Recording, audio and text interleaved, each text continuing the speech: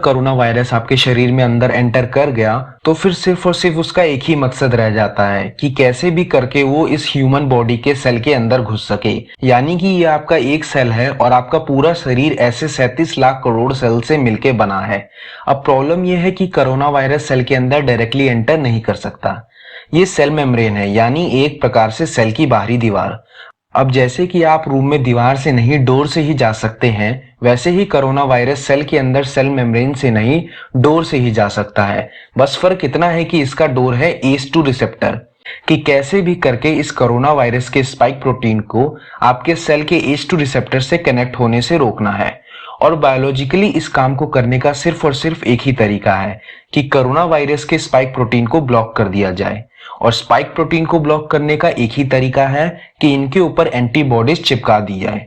ये एंटीबॉडीज है जिन्हें हमारा इम्यून सिस्टम जनरेट करता है। सारा खेल इन एंटीबॉडीज के जनरेट होने का है।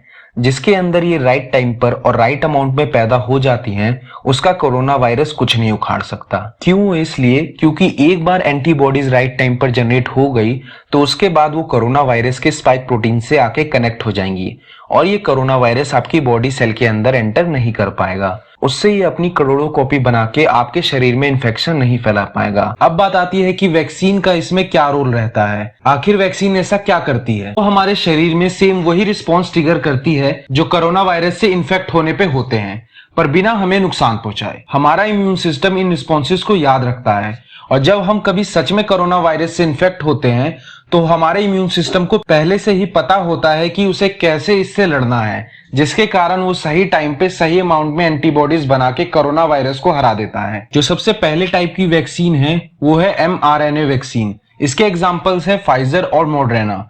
अब समझते हैं कि ये काम कैसे करती है। SARS-CoV-2 वायरस का, इसी वायरस से आपको कोविड-19 होता है। ये जो गोल सी शेप आप देख रहे हैं, जो इसमें रेड रेड सी चीजें बाहर निकली हुई हैं, इन रेड रेड चीजों को कहा जाता है स्पाइक प्रोटीन। इन स्पाइक प्रोटीन से mRNA निकाला जाता है जिसे वैक्सीन बनाई जाती है।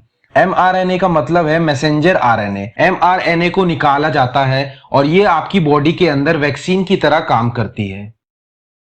जो दूसरे टाइप की वैक्सीन है वो है इनएक्टिवेटेड वैक्सीन। इसका एग्जांपल है कोवैक्सीन। अब समझते हैं कि ये किस तरीके से काम करती है। इसमें एक वायरस को लैब में उगाया जाता है और उस वायरस को ट्रीट किया जाता है केमिकल से, जिससे ये इनएक्टिव हो जाता है। मतलब ये आपके लिए हार्मफुल नहीं रहता है और फिर इस वायरस को एज अ वैक्सीन इस्तेमाल किया जाता है इस इनएक्टिवेटेड वैक्सीन में। कोवैक्सीन के काम करने का तरीका यही है। जो आखिरी टाइप है वो है वायरल वेक्टर वैक्सीन। इसके एग्जांपल है कोविशील्ड और स्पुतनिक। अब समझते हैं कि ये काम कैसे करती है। कोविशील्ड में एक चिंपैंजी एडिनो वायरस लिया जाता है। एडिनो वायरस बस एक फैमिली ऑफ वायरसेस का नेम है।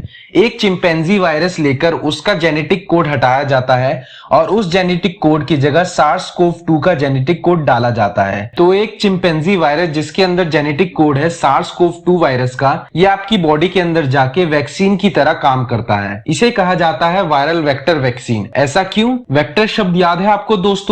मच्छरों को अक्सर वेक्टर कहा जाता है डेंगू और मलेरिया का, क्योंकि ये मच्छर इन डिजीजेस को कैरी करते हैं और हमें इन्फेक्ट करते हैं। सिमिलरली ये जो चिंपैंजी वायरस है ये वेक्टर का काम कर रहा है, हमारी बॉडी के अंदर आ रहा है, SARS-CoV-2 का जेनेटिक कोड हमारी बॉडी के अंदर डाल रहा है, जिससे हमारी बॉडी इम्यूनिटी बिल्ड कर पाए। रशिया की स्पुतनिक वैक्सीन भी एक वायरल वेक्टर वैक्सीन है, लेकिन वहां पे चिंपैंजी एडिनो वायरस की जगह इंसानों का ही एक एडिनो वायरस इस्तेमाल किया जाता है।